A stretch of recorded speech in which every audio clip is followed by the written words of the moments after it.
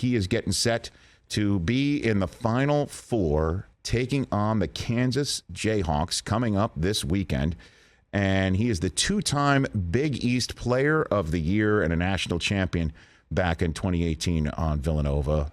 He is on the Mercedes-Benz Vans phone line right now. Collin Gillespie here on the program. How are you, sir? I'm good. How are you guys? I'm good. I don't know if you heard prior, or if you were on hold hearing that, but you broke my heart. Are you aware of that, Collin? You aware of that? Twice you've done that. I did hear you. I apologize. Okay. Now, do you really mean that? Or are you just drinking in my tears, Collin? You strike me as a very competitive individual. You can be honest. Nah, I do apologize, but it had to be done. I understand. I completely understand. How does this run now remind you of the successful run you had a couple years ago? Is there anything that is somewhat similar that you feel right now, Collin? A little bit, I guess. I think there's two very, very different teams. Every year is different, so I think it's a little different, but obviously being in San Antonio, having to play Michigan again was definitely similar. But yeah, I think the years are different, the teams are different, so it's more different than similar. Okay, and so being in San Antonio and beating Michigan is what you said is similar. So I actually, once we have turned the page from me telling you that you broke my heart, I asked you a question that strolled me right back into that situation. Is that what you're telling me, Collin? It is. It is. Oh my gosh! It's just I keep taking blocking fouls here. This is unfortunate. Okay, so then let's talk about your coach and your relationship with him. When did you first meet Jay Wright, Collin? When did that first happen for you? I met him when I was a senior in high school. He had come to a couple of my high school games to recruit, and that's when I met him. And then I came to school to visit, and I saw him again. So when did is it true, let's put it this way then, is it true you did not have any D1 offers going into your senior year of high school? Is that a true fact?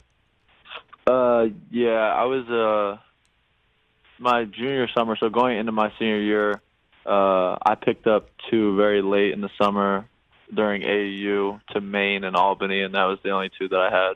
So when Jay Wright strolls in, he must have had your attention, I would imagine. Yeah, they did. Obviously, I'm a local kid, and I'm from Northeast Philadelphia, so obviously when Villanova came calling, I noticed right away, and I went and visited, and the guys were great. It was a family environment, so it was something that I wanted to be a part of. Who were the guys? Who were the guys at the time when you first strolled in? When I first when I visited, it was like Josh Hart, Chris Jenkins, and Daryl Reynolds were seniors. But then when I visited, and I was with Jalen, McHale, Dante, Eric, Phil, Omari, all those guys. So who do you hear from when you're now doing this, as the leader of this team, a fifth-year kid? Who do you hear from back in the day when you look at your phone maybe after a big win or something like that, Collin? All of them.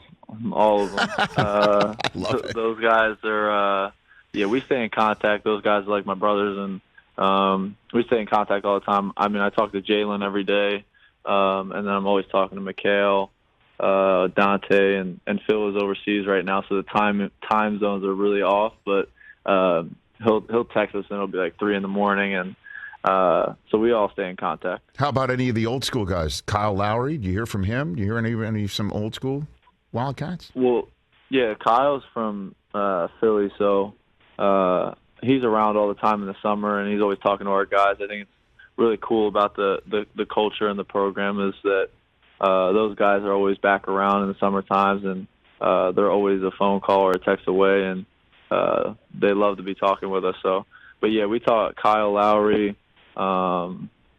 Randy Foy is around a lot, and Alan Ray is always talking to us. So some of those guys, and obviously we have coaches on the staff who played. So the culture is strong here, and guys always want to come back. So then before we move on to, I guess, the here and now a little bit, what makes Collin Gillespie here on the Rich Eisen Show, what makes Jay Wright so good? Give me an insight where you as a player were like, okay, we're in such great hands. You got an example of that you can? Yeah, I mean, I think player development is a reason why I chose Villanova. They develop their players really well, and everybody gets better. But I think it's more non-basketball related, just life, the lessons he teaches you about life and becoming a man, having to grow up. And you know that when you leave here, you're going to become a man, and you're going to be ready to take on whatever life throws at you. I think that's the biggest thing that I've taken away from being here at Villanova. And what's the life lesson? Can you give me an example of that, Colin? I mean, one thing that we talk about every day is attitude and how you respond to certain situations, whether you're on the basketball floor or not.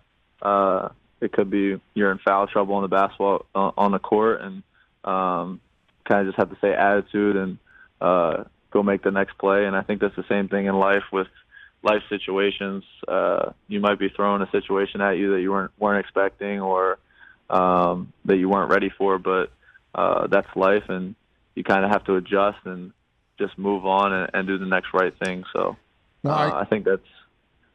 Yeah, and I just think in terms of doing the right thing and being there and living in the moment, Colin, I could not help but notice that once the buzzer sounded, game over against Houston, first thing you did was go right up to Justin Moore at the end of the bench and sit right down next to him. And so I just want to have you walk me through. I know why you did it, but I'd like to hear from you why you did it and what was going on at the time, Collin Gillespie. Yeah, I mean, I knew he was hurt, but when he went down, obviously he's a huge part of our team, both offensively and defensively. But as a leader, he's been so crucial for our young guys, and he stepped into a bigger role this year as a leader. And for me to just go over there, and I've been in that situation before, last year being injured and going down late in the season right before the tournament. His just happened in the Elite Eight game right before we went to the Final Four. So that's a really tough situation to be in. And I was sad for him. I was sad for our team. And losing a guy like that it hurts, but our guys are going to play for him. They're going to step up. But I just wanted to go over there and kind of just try to be there for him. I knew he was upset. You could see it on his face. And after winning a game like that, I didn't want to see him upset. So I just wanted to go over there, be there for him, and kind of just let him know that we had his back, and he was gonna be all right. What was he saying? Like, what was the conversation, if you don't mind me prying a little bit right there? I asked him. Well, originally I told him, like, we got you. Like, you're gonna be all right. Like, you're gonna bounce back, and we're gonna get you healthy, and we're gonna get this thing done for you. And I mean, obviously, I saw he was upset, and we started talking about what had happened because he thought that he was tripped, like he got tripped by a ref or kicked by the ref. And obviously, when you tear your Achilles, your first immediate instinct is to look back because you feel like you tripped on something or somebody hit you. But I originally thought he had just slipped or rolled his ankle again because his ankle has been rolled before. So that was my immediate thought. And then once he told me that it was numb and he stood up and he couldn't really put any pressure on it, it was a little bit more serious. And after I had heard that and I could see he was emotional, that I just kind of wanted to be there for him and let him know that I had his back and I was there for him. Well, you're a good man. I saw that and I thought to myself, that is exactly what a leader does. That's what, a sense of brotherhood of man does. And I saw that. And it was also good to see him part of the ceremony, once I guess the ladder came out and that he was part of it. That was pretty cool too, Colin. Yeah. Yeah, I definitely wanted him to be a part of that. I mean, he's a huge part of our team, so not having him there wouldn't have been right. Collin Gillespie, a couple more minutes left with a two-time Big East Player of the Year for Villanova. I mean, you get what's going on in the world and the conversation. Duke, UNC, we're all making a big deal of it in the media. Kansas has just got the most wins in the history of the NCAA.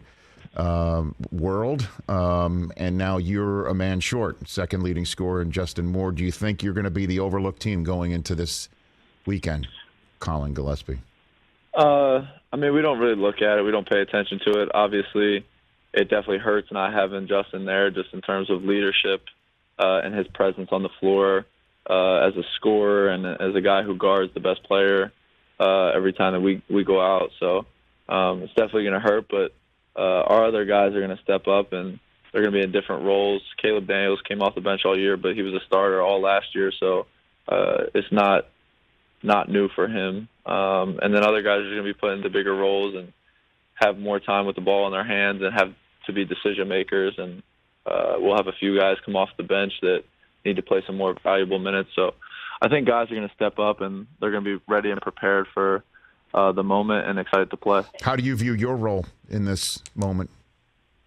Yeah, I mean, obviously I'll have the ball in my hands a little bit more with Justin being down, but I think for us nothing changes. It's next man up mentality. They did it last year when I went down, and I was really proud of those guys, and I think it's the same thing this year. We're going to have to just step up for him and play for him, and guys are going to step up and be in different, bigger roles, myself included, and I think we're ready. I think we're going to be prepared. We obviously didn't have him in the middle of the year for a game, which was tough, but it's not a super new situation for us because we did miss him in the middle of the year for a game. All right, last couple things for you, Collin. I just know that my dad, he passed away a couple of years ago, but the reason why I bring him up here is that if he was ever wired up during a performance of mine and recorded and shown to a nationally televised audience, I would be nervous the entire time. I just, so did you know your dad was wearing a wire for the broadcast a couple of weeks ago or last week? You were that? No, I did not. I found out afterwards, and I went on Twitter, and everybody was tweeting about him. I was like, "What? Like, why are people talking about him?" and then it was in my family group chat. My brother said something about like Dad was the star of the night or something like that. Mm-hmm. I was laughing. Obviously, yeah, I do get really nervous because they probably put all the good parts on there and didn't get him cursing at all, which was probably the best for the best. But yeah, I didn't know right away until after the game, and then somebody let him get on for the Elite Eight game against Houston, and I was like, who put this guy back? Who mic'd this guy up again? Who allowed him to be mic'd up again for another game? So I don't know if I was watching, and it was just a bunch of like, like way to go or go get it, like just that's it. And I was just wondering to ask you, like that's not the way he talks, that's right? That's not how he normally. He was eating that up for sure. Making himself look good, but yes, he's a coach at heart. So he coached football in high school. So I've seen him, and he coached me my entire life. So I know what he's really like, and they just made him look good. Obviously, I think they probably didn't get all the parts where he may have felt a certain way. So thank goodness for editing equipment is what you're saying, Collin Gillespie. Okay, seriously. All right, and then the last thing too is I know we've just met. And but your coach, if you can tell him something, because again we hope to get him on shortly, but maybe I'll just use you as a conduit. With the whole world changing over the last 2 years in the sports world, it appears coaches have stopped wearing suits in the basketball world, and they're just dressing like they're going to the gym. You know what I mean? Like, it's giving up. I'll be honest. And I'm a suit and tie guy. The one guy who I'm most lamenting no longer wearing a suit is your coach, who would dress, like he's a loan officer or, like an old school gangster. You know what I mean? Like, and so what gives? Can you ask him essentially, like, what gives? Where the suits are? Where are his suits? I think he's comfortable in his what he's wearing right now with the little quarter zip, and I mean no other coaches wear suits besides some guy. I don't even know if the guys in the NBA are right now, but no, UCLA's coach does. UCLA's coach does, and but no one in the NBA does anymore. But Jay, I mean, I think the Big East was they came together as coaches and said that they weren't going to wear them this year. So I think they made that decision, but I don't know. I mean, I think they look good. They got some nice Nike zip ups over there, and they're probably comfortable. Can probably move a little bit more freely on the sideline. I just don't know. I just like the way he dressed, and I'm He lamenting. is very well dressed. Don't you think? I mean, there's I don't know. His message, I think, might come through better, even if it's he's dressed. He cleans up nicely. Oh, pinstripe. He always wore the pinstripes. He did, but all right. Just tell him from me. I miss it. I know that's weird, but just do that if you don't mind. Collin, good luck, man. Again, I appreciate the time and the ability for me to tell you that you ripped my heart out twice, but that's okay. As you said, it had to be done for you, and good luck against Kansas and beyond. I look forward to watching you play. I really enjoy watching him. Thank you. I appreciate it. You bet. That's Collin Gillespie right here on the Rich Eisen Show, getting ready to take on Kansas. I knew his dad wasn't talking like that. Hey, you watched all the way to the end. Thanks for that. Watch more right here